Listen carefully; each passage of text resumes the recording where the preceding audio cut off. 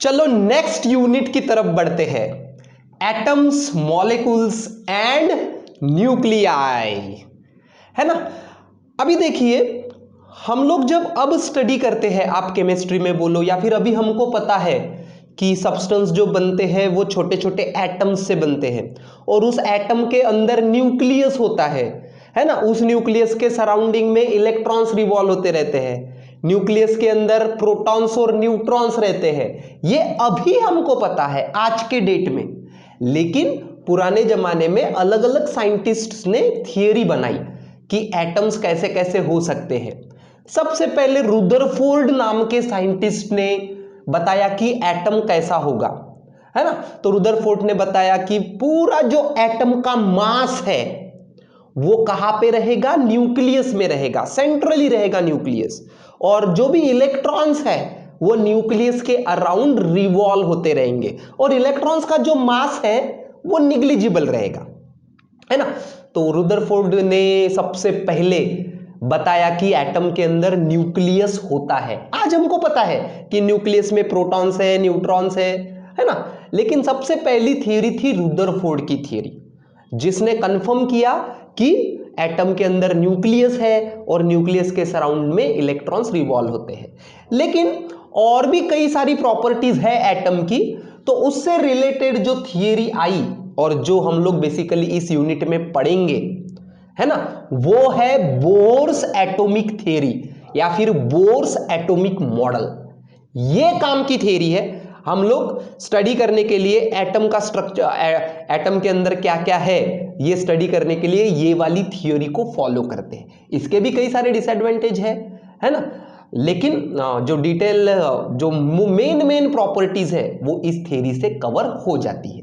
ठीक है, तो Bohr's atomic model very important. ठीक है, बोहर्स एटॉमिक मॉडल के 3 पोस्टुलेट्स है ना, वेरी वेरी वेरी इंपॉर्टेंट। तीनों के तीनों बराबर से याद होने चाहिए आपको। कभी कभी ये तीनों 3 मार्क के लिए भी आते हैं या फिर लॉन्ग आंसर क्वेश्चन 4 मार्क का भी होता है, ठीक है ना। तो वेरी इंपॉर्टेंट। पोस्टुलेट मतलब सेंटेंसेस, है ना, थियरम्स। तो बोर्स एटॉमिक थ्योरी का सबसे पहला पोस्टुलेट ये बोलता है, the centripetal force necessary for the revolution of electron is provided by the electrostatic force of attraction between nucleus and electron, है ना। इतना तो हमको पता है कि एटम के अंदर न्यूक्लियस है, न्यूक्लियस में पूरा एटम का मास है, पूरा पॉजिटिव चार्ज है, और उस न्यूक्लियस के सराउंड में इलेक्ट्रॉन्स रिवॉल्व होते रहते हैं। फर्स्ट ऑर्बिट में बोलो या फिर सेकंड ऑर्बिट में बोलो या फिर थर्ड ऑर्बिट पे बोलो, स्पेसिफिक ऑर्बिट में इलेक्ट्रॉन्स रिवॉल्व होते रहते हैं, बराबर है। तो जाहिर सी बात है, इलेक्ट्रॉन्स रिवॉल्व होते रहते, रोटेशनल मोशन, सर्कुलर मोशन। कोई भी चीज सर्कुलर मोशन में घूमने के लिए, रोटेशनल मोशन में जाने के लिए, है ना, सर्कुलर इलेक्ट्रॉन्स रिवॉल्व हो रहे, मतलब इस प्रकार से न्यूक्लियस के अराउंड रिवॉल्व हो रहे। तो रिवॉल्यूशन के लिए, है ना, सर्कुलर मोशन के लिए कौन सा फोर्स चाहिए रहता है? फर्स्ट यूनिट में ही देखे हम लोगों ने, सेंट्रीपेटल फोर्स। सेंट्रीपेटल फोर्स की वजह से चीजें गोल गोल घूमती है, सर्कुलर मोशन में आती है। तो अगर इलेक्ट्रॉन न्यूक्लियस के अराउंड रिवॉल्व हो रहा है, मतलब उसको भी कहीं ना कहीं से सेंट्रीपेटल फोर्स मिलता होगा, है ना, जिसकी वजह से वो गोल गोल सर्कुलर मोशन में घूम रहा है। तो according to Bohr's first postulate, the centripetal force required for the electron is provided by electrostatic force of attraction between nucleus and electron। तो कहां से आता है centripetal force? According to Bohr's first postulate, electrostatic force of attraction between nucleus and electron. अब ये electrostatic force of attraction क्या है? याद करो कूलोम्स लॉ इलेक्ट्रोस्टैटिक्स में, है ना, 11th में आपने कूलोम्स लॉ देखे होंगे कि कोई भी जब दो चार्जेस रहते हैं, Q1 Q2, कोई भी दो चार्जेस, है ना, मान के चलो ये Q1 है, ये Q2 है, और दोनों के बीच का डिस्टेंस मान के चलो R है, तो दोनों चार्जेस के बीच में इलेक्ट्रोस्टैटिक फोर्स आता है। बराबर है ना। दो चार्जेस के बीच का फोर्स मतलब इलेक्ट्रोस्टैटिक फोर्स। और कितना होता है वो इलेक्ट्रोस्टैटिक फोर्स? कूलोम्स लॉ में देखे होंगे आपने, 1/4πε0 Q1 Q2 upon are square. बराबर है कि नहीं? Q1 मतलब पहला चार्ज, Q2 मतलब दूसरा charge, divided by r square. R square मतलब दोनों चार्जेस के बीच का डिस्टेंस, है ना। तो इतना मैग्नीट्यूड होता है उस इलेक्ट्रोस्टैटिक फोर्स का।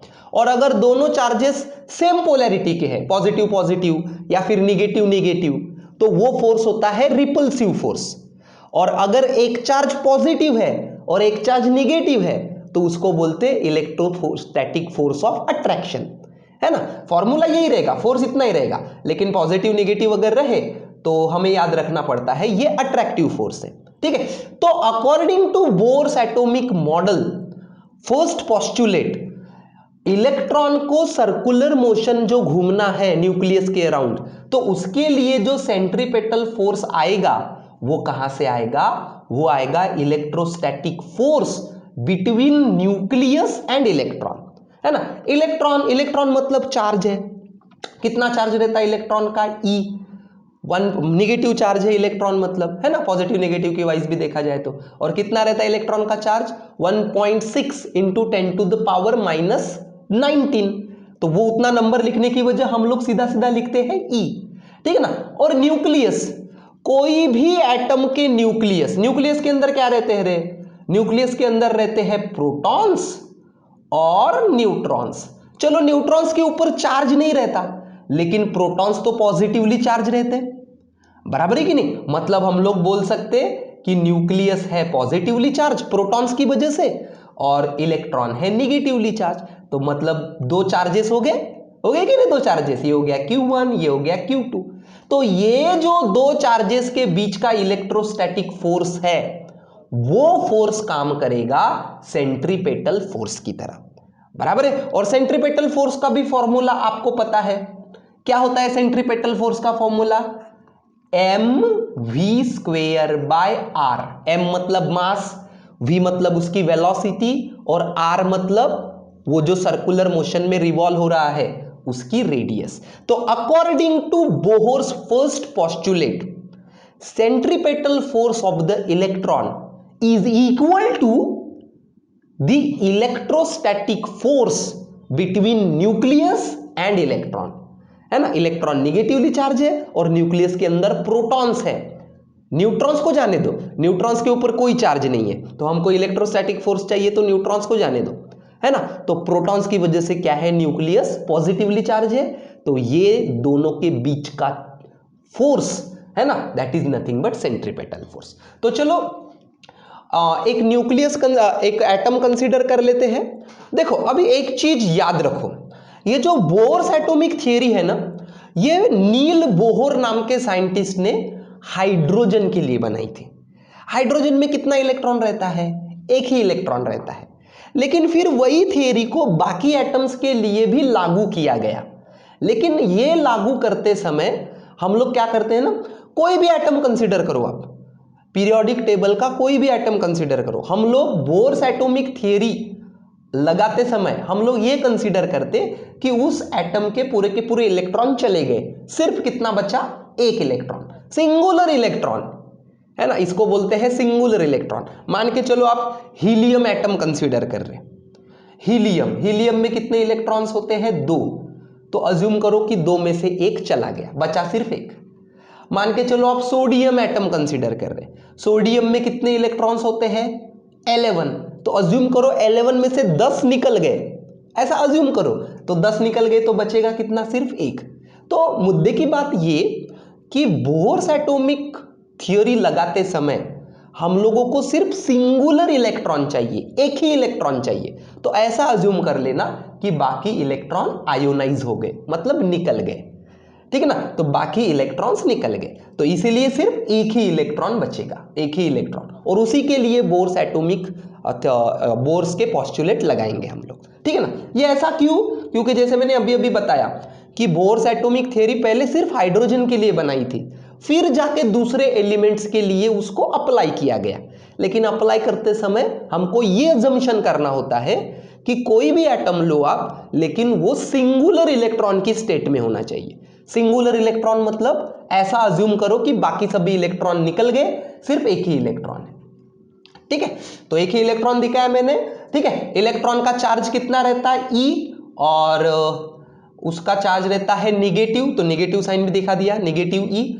1.6 इंटू 10⁻19। ये इतना लंबा लिखने की वजह मैंने सिर्फ ई लिखा। ठीक है ना, और ये कोई तो भी एटम है, तो ये है रेड वाला न्यूक्लियस।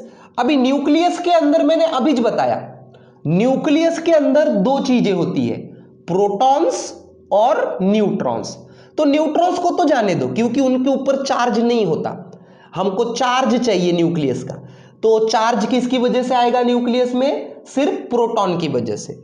और आपको इतना भी पता है कि प्रोटॉन का चार्ज एग्जैक्टली इलेक्ट्रॉन के बराबर होता है, लेकिन पॉजिटिव। इलेक्ट्रॉन का चार्ज है E, तो प्रोटॉन का चार्ज होगा प्लस E। बराबर है कि नहीं? प्रोटॉन्स और इलेक्ट्रॉन्स दोनों चार्ज के मामले में एग्जैक्टली इक्वल एंड अपोजिट है। तो प्रोटॉन का भी चार्ज कितना होता है, 1.6 इंटू 10⁻19, लेकिन पॉजिटिव, और इलेक्ट्रॉन का भी सेम, लेकिन नेगेटिव। तो प्रोटॉन के ऊपर, एक प्रोटॉन के ऊपर, है ना, प्रोटॉन का भी चार्ज सेम इलेक्ट्रॉन के चार्ज के इतना ही है ना। इलेक्ट्रॉन का चार्ज है E, तो प्रोटॉन का भी रहेगा E। सिर्फ प्रोटॉन का रहेगा पॉजिटिव, इलेक्ट्रॉन का रहेगा नेगेटिव। बराबर है। अभी मैंने यहां पे चार्ज प्रोटॉन न्यूक्लियस के अंदर लिखा है प्लस E, तो समझ में आ गया, लेकिन ये प्लस Z टाइम्स E ऐसा लिखा है मैंने। देखो यहां पे न्यूक्लियस के अंदर पॉजिटिव चार्ज लिखा है प्लस, प्लस क्यों आएगा ये तो समझ में आ गया, पॉजिटिव चार्ज है प्रोटॉन्स का, इसलिए प्लस पॉजिटिव चार्ज। लेकिन ये Z टाइम्स E क्यों लिखा है, देखो अब बताता हूं, ये भी Z टाइम्स E है ना।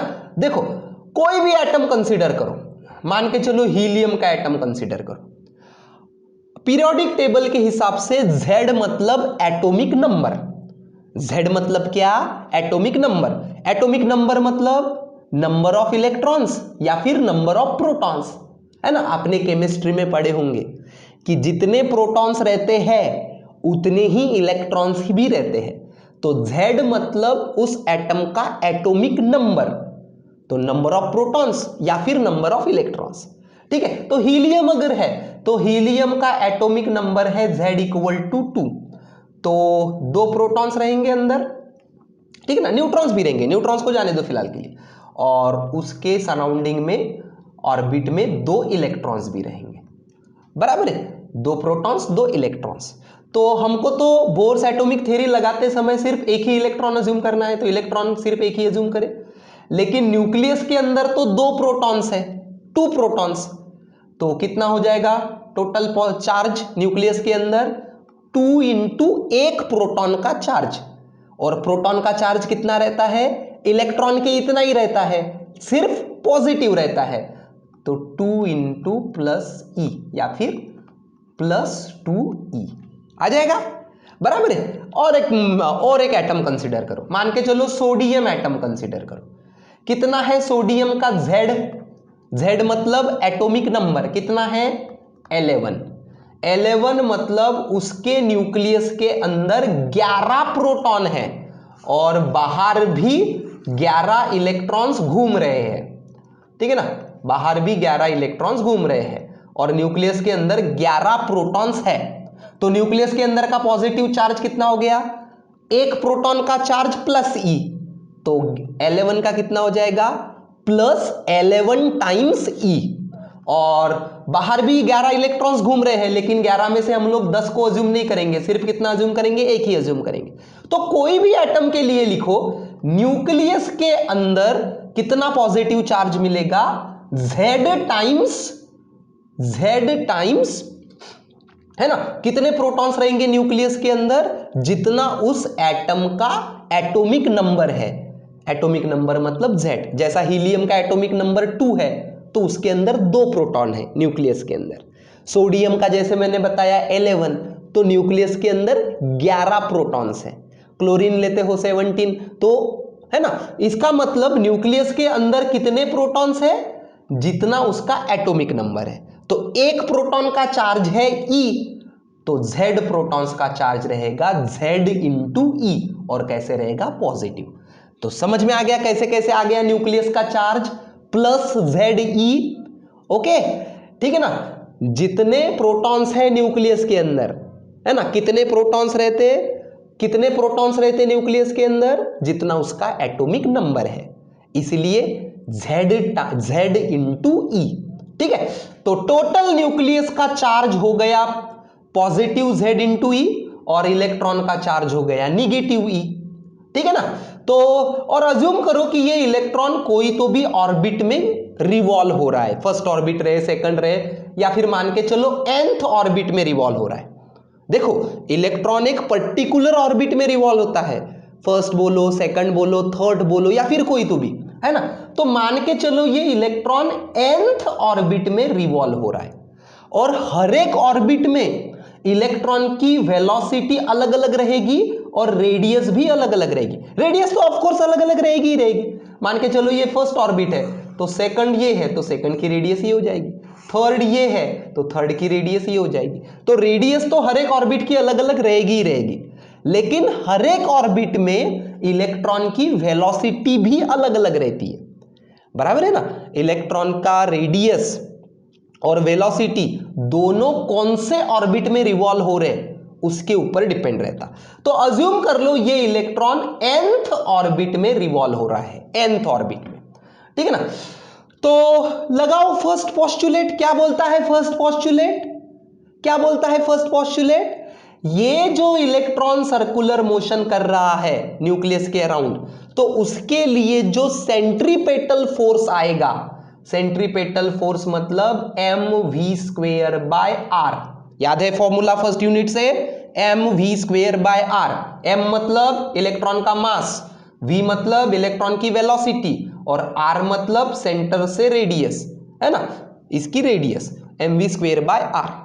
ठीक है। तो ये जो सेंट्रीपेटल फोर्स है, it is provided by, according to the first postulate, the centripetal force is provided by electrostatic force between nucleus and electron, है ना। तो इलेक्ट्रोस्टैटिक फोर्स कितना होगा? मान के चलो इसको Q1 ले लो, इसको Q2 ले लो। ठीक है, तो 1/4πε0 Q1 Q2 अपॉन r²। ठीक है ना, दोनों के बीच का डिस्टेंस है r, रेडियस। ठीक है ना। तो Q1 है Z टाइम्स E और Q2 है E, तो Z times E into E मतलब ये हो जाएगा E², है ना। इलेक्ट्रोस्टैटिक फोर्स लिखते समय पॉजिटिव निगेटिव नहीं लिखना, क्योंकि हम सिर्फ मैग्नीट्यूड लेते हैं इलेक्ट्रोस्टैटिक फोर्स का, और ये पॉजिटिव निगेटिव जो है वो क्या बताते हैं आपको कि रिपल्सिव फोर्स है कि अट्रैक्टिव फोर्स है ना। न्यूक्लियस पॉजिटिवली चार्ज है, इलेक्ट्रॉन निगेटिवली चार्ज है, मतलब दोनों के बीच में अट्रैक्टिव टाइप का फोर्स है।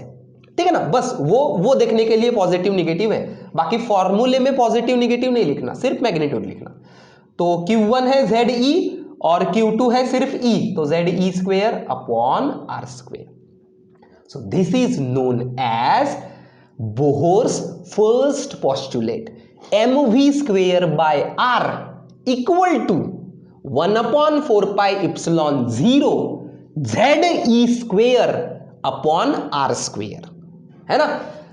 mv²/r क्या है? सेंट्रीपेटल फोर्स, और ये क्या है? Electrostatic force. किस किस के बीच का? न्यूक्लियस और इलेक्ट्रॉन के बीच का। ठीक है ना। अभी देखो ये V के नीचे, R के नीचे मैंने सफिक्स NN ऐसे लगाया है, NNN, क्योंकि मैंने अभी बोलते बोलते बताया था कि इलेक्ट्रॉन एक पर्टिकुलर ऑर्बिट में रिवॉल्व होते रहता है। मान के चलो nth ऑर्बिट में रिवॉल्व हो रहा है ना, फर्स्ट रह सकती, सेकंड रह सकती, तो हर एक ऑर्बिट के हिसाब से उसकी रेडियस और वेलोसिटी अलग अलग रहती है। मान के चलो इलेक्ट्रॉन फोर्थ ऑर्बिट में रिवॉल्व हो रहा है, तो फोर्थ ऑर्बिट की रेडियस लेनी पड़ेगी, और फोर्थ ऑर्बिट में उसकी जो वेलोसिटी है वो लेनी पड़ेगी। बराबर है कि नहीं? हर एक ऑर्बिट के हिसाब से इलेक्ट्रॉन की रेडियस और वेलोसिटी चेंज होते जाती है। मास तो कांस्टेंट है, मास चेंज नहीं होगा, इसलिए, नहीं तो मास के नीचे भी n लगा दोगे है ना, तो एग्जामिनर को समझ में आ जाएगा कि आपको कुछ नहीं आता करके, है ना। Mass is constant. तो किस किस के नीचे मैंने सफिक्स लगाया? है ना, इलेक्ट्रॉन की वेलोसिटी अलग अलग ऑर्बिट में अलग अलग हो सकती है, इसलिए v nth ऑर्बिट, अज्यूम कर लो ये nth ऑर्बिट में है तो रेडियस भी n, रेडियस भी n, ठीक है। और ये हो गया फर्स्ट पोस्टुलेट। तो चलो सेकंड पोस्टुलेट की तरफ बढ़ते हैं, वेरी इंपॉर्टेंट पोस्टुलेट, है ना। अकॉर्डिंग टू बोर सेकंड, देखो मैंने अभी अभी बोलते बोलते बहुत बार बोला कि आपको भी केमिस्ट्री में आप पढ़ते हो कि इलेक्ट्रॉन जो है ये कैसे भी ऐसे घूमना है करके नहीं घूमता है, बराबर है कि नहीं। न्यूक्लियस के अराउंड घूमना है तो चलो कैसे भी घूम लेते, ऐसा थोड़ी होता है। इलेक्ट्रॉन्स न्यूक्लियस के अराउंड एक फिक्स ऑर्बिट में रिवॉल्व होता है, फिक्स ऑर्बिट में, है ना। तो वो फिक्स ऑर्बिट कौन सी होगी और क्यों वो उसी ऑर्बिट में रिवॉल्व होगा, है ना। कोई इलेक्ट्रॉन सेकंड ऑर्बिट में रिवॉल्व हो रहा है तो क्यों सेकंड में ही रिवॉल्व हो रहा, कोई इलेक्ट्रॉन थर्ड में रिवॉल्व हो रहा तो क्यों थर्ड में ही रिवॉल्व हो रहा, क्या वो सेकंड में रिवॉल्व नहीं हो सकता, है ना। क्या वो ऐसे कहीं से भी रिवॉल्व नहीं हो सकता, नहीं हो सकता। तो बोहर का सेकंड पोस्टुलेट इसके बारे में बताता है, electron can revolve only in those orbits, सिर्फ उसी ऑर्बिट में वो रिवॉल्व होते हैं इलेक्ट्रॉन्स जहां पे उनका angular momentum is equal to integral multiple of h/2π। ये कंडीशन है इलेक्ट्रॉन्स के लिए, है ना। वो अपने मन से कोई भी ऑर्बिट में नहीं जाते, ये कंडीशन जहां पे सेटिस्फाई होती है ना, कौन सी, उसका जो एंगुलर मोमेंट है, उस इलेक्ट्रॉन का एंगुलर मोमेंटम, वो इलेक्ट्रॉन का angular momentum integral multiple of h/2π होना चाहिए। मान के चलो किसी इलेक्ट्रॉन का एंगुलर मोमेंटम, एंगुलर मोमेंटम हम लोग L से रिप्रेजेंट करते हैं, रोटेशनल डायनामिक्स याद आया। तो मान के चलो किसी इलेक्ट्रॉन का एंगुलर मोमेंटम है 2 टाइम्स h/2π, इंटीग्रल मल्टीपल मतलब ये इंटीजर होना चाहिए, मतलब वो इलेक्ट्रॉन कौन से ऑर्बिट में घूमेगा, सेकंड ऑर्बिट में रहेगा। मान के चलो कोई इलेक्ट्रॉन का एंगुलर मोमेंटम 5 टाइम्स h/2π है, 5 टाइम्स, तो वो इलेक्ट्रॉन कौन से ऑर्बिट में जाएगा, वो इलेक्ट्रॉन फिफ्थ ऑर्बिट में जाएगा। तो बोर के सेकंड पोस्टुलेट ने इलेक्ट्रॉन की लोकेशन बताई बेसिकली कि कौन से ऑर्बिट में वो घूम सकता है, कहीं पे भी नहीं घूमेगा, उसका जो एंगुलर मोमेंटम है वो इंटीग्रल मल्टीपल ऑफ h/2π होना चाहिए, और ये जो इंटीग्रल मल्टीपल है वो होती है उसकी ऑर्बिट की नंबर। अगर कोई इलेक्ट्रॉन का एंगुलर मोमेंटम है 10 टाइम्स h/2π, मतलब वो कौन से ऑर्बिट में जाएगा, 10th ऑर्बिट में जाएगा। देखो अकॉर्डिंग टू मॉडर्न फिजिक्स के कॉन्सेप्ट, कोई भी चार्ज जब मूव होता है ना, तो कोई भी चार्ज, इलेक्ट्रॉन मतलब क्या है, चार्ज ही है, तो कोई भी चार्ज जब मूव होता है ना तो उसमें से एनर्जी बाहर निकलती है। लेकिन हमको पता है, केमिस्ट्री में भी देखे हमने, हम लोग तो बोल रहे हैं कि इलेक्ट्रॉन मस्त न्यूक्लियस के अराउंड घूम रहा है ना, मतलब मूव हो रहा है, घूम रहा है मतलब क्या, मूव हो रहा है, लेकिन एटम में से एनर्जी बाहर निकलती है क्या, कभी नहीं निकलती। तो इसका भी एक्सप्लेनेशन बोहर ने दिया कि जब तक इलेक्ट्रॉन अपने उस ऑर्बिट में है तो वो एनर्जी इमिट नहीं करता। देखो, an electron can revolve without emitting the energy only in those orbits for which angular momentum is integral multiple of h/2π। देखो ये पोस्टुलेट्स है, उनको जैसे कि वैसे याद रखने की कोशिश करो, एक भी वर्ड मिस हो गया तो उसका मीनिंग चेंज हो सकता है, ठीक है ना। तो क्या है second postulate, the electron can revolve, ये याद नहीं रहता विदाउट इमिटिंग एनर्जी तो छोड़ दो इसको, कोई दिक्कत नहीं। The electron can revolve only in those orbits for which angular momentum of the electron is integral multiple of h/2π। ठीक है, तो मान के चलो और फिर से इलेक्ट्रॉन ले लेते, अज्यूम कर लेते कि ये nth ऑर्बिट है, nth मतलब कुछ भी रह सकती, फर्स्ट रह सकती, सेकंड रह सकती, थर्ड रह सकती, और ये इलेक्ट्रॉन जैसे ये हो रहा है, तो इसका एंगुलर मोमेंटम L क्या आएगा, एंगुलर मोमेंटम इसका क्या होता है, एंगुलर मोमेंटम का फॉर्मूला रोटेशनल डायनामिक्स में देखे, एंगुलर मोमेंटम मतलब moment of momentum, angular momentum मतलब मोमेंट ऑफ मोमेंटम, बराबर है कि नहीं। तो कैसा होगा इसका मोमेंट, है ना, अज्यूम कर लो इस इलेक्ट्रॉन का मास है m, तो मोमेंट है ना, और एंगुलर मोमेंटम होगा इस, ये हो गया मोमेंटम। और मोमेंट ऑफ मोमेंटम मतलब इनटू इसका एक्सिस से डिस्टेंस, है ना। मोमेंट कैसा निकालते हैं, मोमेंट ऑफ इनर्शिया कैसा निकालते हैं, याद करो। कोई भी पार्टिकल अगर एक्सिस के अराउंड रिवॉल्व हो रहा है ना, तो उसका एक्सिस से डिस्टेंस, उस पार्टिकल का डिस्टेंस, मतलब ये वाला डिस्टेंस, तो कितना आएगा r। तो कहने का मतलब ये कि इसका एंगुलर मोमेंटम है mvr। m मतलब इलेक्ट्रॉन का मास, v मतलब उसकी वेलोसिटी, r मतलब उसका रेडियस, है ना, न्यूक्लियस से डिस्टेंस मतलब रेडियस। तो ये जो एंगुलर मोमेंटम है कौन से ऑर्बिट का, nth ऑर्बिट का। तो चलो v के नीचे भी n लगा दो, r के नीचे भी n लगा दो, ठीक है ना। हर एक ऑर्बिट में वेलोसिटी अलग रहती है, रेडियस अलग रहती है। तो ये होना चाहिए इंटीग्रल मल्टीपल ऑफ h/2π, है ना। तो mvr मतलब एंगुलर मोमेंटम, है ना, this is angular momentum. mvr equal to n times h/2π, ये है बोर का सेकंड पोस्टुलेट, है ना। Angular momentum must be integral multiple of h/2π, और जो वो इंटीग्रल होगा, ये n की वैल्यू जो भी होगी, n की वैल्यू 2 है तो ये सेकंड ऑर्बिट में होगा, n की वैल्यू 3 है तो ये थर्ड ऑर्बिट में होगा, बराबर है। तो according to Bohr's second postulate, electron can revolve only those orbits for which angular momentum is integral multiple of h/2π, है ना। और जब तक ये इलेक्ट्रॉन अपने ऑर्बिट में है, ये वाले कंडीशन के हिसाब से, तब तक यहां से एनर्जी नहीं निकलेगी, है ना। क्योंकि अभी जैसे मैंने बताया था कि फिजिक्स के कॉन्सेप्ट के हिसाब से जो भी चार्ज मूव होता है ना, उसमें से एनर्जी निकलनी चाहिए, मतलब हर एक एटम में से एनर्जी निकलनी चाहिए, लेकिन ऐसा नहीं होता। तो क्या है, क्योंकि ये इलेक्ट्रॉन अपने, है ना, अपने ऑर्बिट में, प्रॉपर ऑर्बिट में अगर है तो वो एनर्जी इमिट नहीं करता। इस ऑर्बिट को बोलते हैं बोहर्स ऑर्बिट, है ना, बोहर्स ऑर्बिट। मतलब इलेक्ट्रॉन अपनी ऑर्बिट कैसे सिलेक्ट करता है, उसके एंगुलर मोमेंटम के हिसाब से, बराबर है। तो चलो थर्ड की तरफ आओ। According to Bohr's third postulate, है ना, देखो अभी बोर ने, या फिर हमारे फिजिक्स के इसमें हमने ये देखा है कि एटम में से भी एनर्जी निकलती है, लेकिन वो कब निकलती है।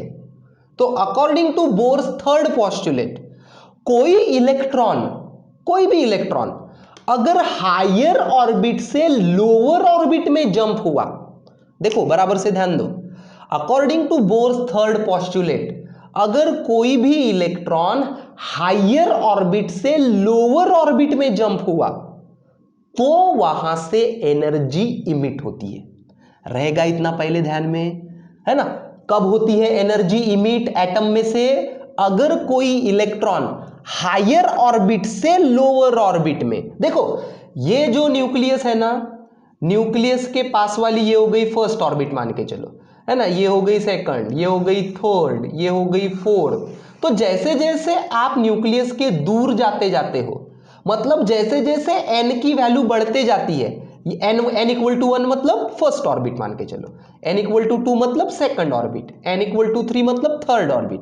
तो जैसे जैसे हायर ऑर्बिट की तरफ आप जाते हो, है ना, जैसे जैसे आप हायर ऑर्बिट की तरफ जाते हो, वैसे वैसे इलेक्ट्रॉन की एनर्जी हायर ऑर्बिट में ज्यादा रहती है। जितनी n की वैल्यू ज्यादा, उतनी उसकी एनर्जी वहां पे ज्यादा।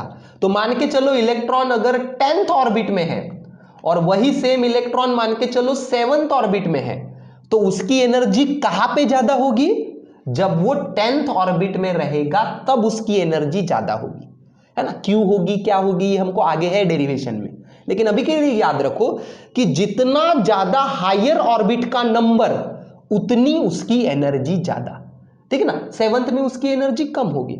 तो जितना हायर ऑर्बिट उतनी उसकी एनर्जी ज्यादा, है ना। तो अगर इलेक्ट्रॉन मान के चलो हायर ऑर्बिट से लोअर में जंप हुआ, मान के चलो nth ऑर्बिट मतलब हायर है और pth ऑर्बिट मतलब लोअर है ना, ऐसा अज्यूम करो, ठीक है ना। मान के चलो इलेक्ट्रॉन जंप हुआ 5th ऑर्बिट से 2nd ऑर्बिट पे, है ना।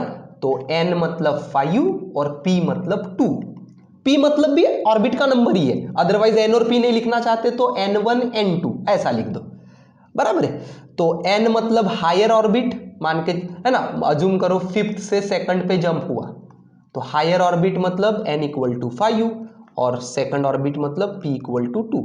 तो इलेक्ट्रॉन अगर हायर टू लोअर में जंप होगा तो हायर ऑर्बिट में तो इलेक्ट्रॉन की एनर्जी ज्यादा रहेगी, लेकिन लोअर ऑर्बिट में जंप होने के बाद इलेक्ट्रॉन की एनर्जी कम होगी, तो उसके पास जो बची वाली एक्सेस एनर्जी है कि नहीं। अभी यहां पे हायर ऑर्बिट से पे लोअर ऑर्बिट में जंप होने के बाद इलेक्ट्रॉन को इसी ऑर्बिट में रिवॉल्व होना है, तो इस ऑर्बिट में इलेक्ट्रॉन की एनर्जी उतनी नहीं रह सकती जितनी उसकी nth ऑर्बिट में थी, वो हायर ऑर्बिट से आया हुआ इलेक्ट्रॉन है, बराबर है। तो जो एक्सेस एनर्जी है वो हो जाती है इमिट, कौन से फॉर्म में, फोटॉन के फॉर्म में। फोटॉन मतलब रेडिएशन, लाइट, याद आया पिछला यूनिट, है ना। तो कब, according to Bohr's third postulate, जब कोई भी इलेक्ट्रॉन हायर ऑर्बिट से लोअर ऑर्बिट में जंप होता है तो जो एक्सेस एनर्जी है इट इज एक्सेस एनर्जी जो है it is emitted in form of photon. और फोटॉन की एनर्जी कितनी होती है, h इंटू म्यू, बराबर। और ये है एक्सेस एनर्जी इलेक्ट्रॉन की। मान के चलो इलेक्ट्रॉन nth ऑर्बिट में है तो उसकी एनर्जी है En। अज्यूम करो वो इलेक्ट्रॉन nth ऑर्बिट से p में जंप हुआ, n मतलब हायर ऑर्बिट थी तो एनर्जी ज्यादा थी, p मतलब लोअर ऑर्बिट है एनर्जी कम है ना। तो एक्सेस एनर्जी कितनी होगी, En माइनस Ep। तो ये एक्सेस एनर्जी कौन से फॉर्म में इमिट हो जाएगी, फोटॉन के फॉर्म में। और फोटॉन की एनर्जी कैसे लिखते हैं हम लोग, h इंटू म्यू। तो En minus Ep equal to h mu. En मतलब एनर्जी ऑफ हायर ऑर्बिट जहां से वो जंप हुआ, Ep मतलब एनर्जी ऑफ लोअर ऑर्बिट जहां पे वो जंप हुआ, है ना। मान के चलो इलेक्ट्रॉन 7th ऑर्बिट में से 5th पे जंप हुआ तो ये हो जाएगा E7 माइनस E5। इलेक्ट्रॉन की एनर्जी 7th ऑर्बिट में ज्यादा रहेगी और 5th ऑर्बिट में कम रहेगी, तो दोनों के बीच का डिफरेंस कौन से फॉर्म में इमिट हो जाएगा, फोटॉन के फॉर्म में, लाइट के फॉर्म में, है ना। और फोटॉन की एनर्जी कैसे लिखते हैं हम लोग, h इंटू म्यू, ठीक है। तो रिकॉल कर लेते हैं तीनों पोस्टुलेट, वेरी वेरी इंपॉर्टेंट। कभी कभी ये सिर्फ ऐसा ही लिखने को बोलते हैं आपको, 1 या फिर 2 मार्क के लिए, कि सिर्फ पोस्टुलेट के मैथमेटिकल एक्सप्रेशंस लिखो, बस ऐसा ही, है ना। तो ये है तुम्हारा फर्स्ट पोस्टुलेट। क्या है first postulate, according to Bohr's first postulate, the centripetal force mv² by r required by the electron is provided by electrostatic force of attraction between nucleus and electron। Centripetal force है mv² by r और electrostatic force of attraction है 1/4πε0 q1 q2, है ना। q1 था अपना ze, q2 था अपना e, इसलिए ze² by r², ठीक है। और ये n n q लगाए, ये मैंने आपको बताया ही है। सेकंड पोस्टुलेट के हिसाब से electron revolves only in those orbits where angular momentum मतलब mvr is integral multiple of h/2π, मतलब n टाइम्स h/2π। और थर्ड पोस्टुलेट जैसा अभी देखा, when electron jumps from higher orbit to the lower orbit that excess energy En minus Ep it is emitted in form of photon. और photon की energy कैसे रहती है, h इंटू म्यू, ठीक है। तो ये पेजेस पढ़ लेना 194 एंड 195।